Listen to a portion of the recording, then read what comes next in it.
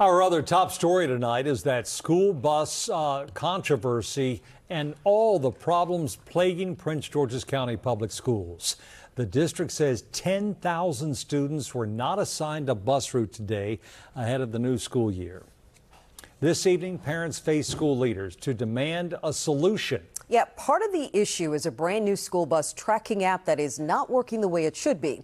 News 4's Dominique Moody was at that school board meeting and joins us live now with more on what happened. So, Dominique, did you learn any more about what went wrong here?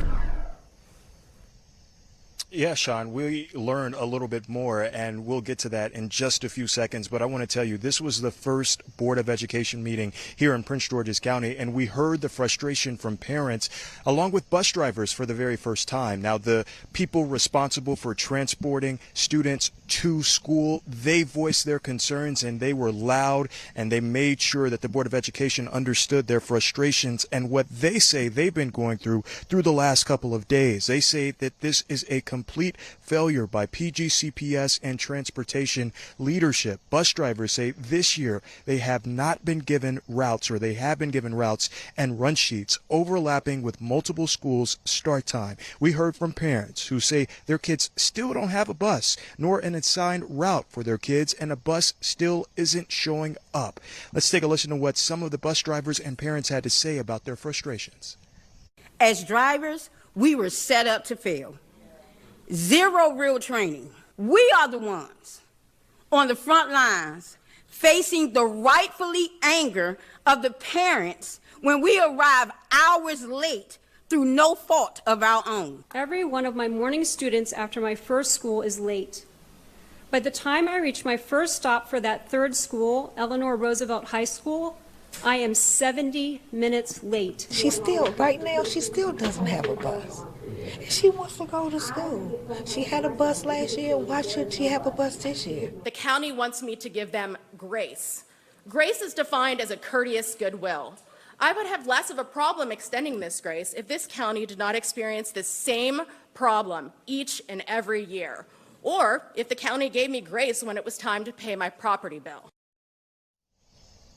Today, the superintendent provided a presentation about the issues that the school system face. According to the superintendent, some 15,000 simultaneous users exceeded the vendor capacity, which led to the bus tracking app failing. Now, there were too few routing technicians and only one functioning scheduler, and a gap in senior routing oversight. Now, the change in management away from the school system's routing platform created a larger learning curve for those a part of the transportation department. And lastly, PGCPS reporting systems did not provide a clear picture of the backlog early enough for system-wide intervention. For the first time since these issues started, we are hearing from the superintendent, a rep from the bus tracking app known as Chipmunk, along with the Board of Education. Take a listen. I agree with many of the speakers that this wasn't just an app problem. It was a leadership failure. I apologize to the Dora Kennedy parents. I apologize to every family. My commitment and vow is that we will do anything and everything we need to do to ensure we get this right. Prince George's County deserves a refund for failure to execute. And the Board of Education, they adopted a plan to complete an audit of the $3.2 million app, along with the contract that they have with the app. They also say that they hope that this provides some type of resolution and some understanding of if they should still keep the app within the county. Back to you. Fingers crossed they get it right tomorrow. One more day left this week. Right. The frustration for parents, students, teachers, everybody, bus drivers involved.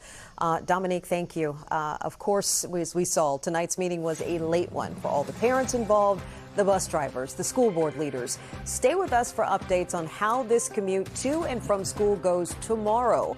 Wake up with News 4 Today at 4:30 a.m.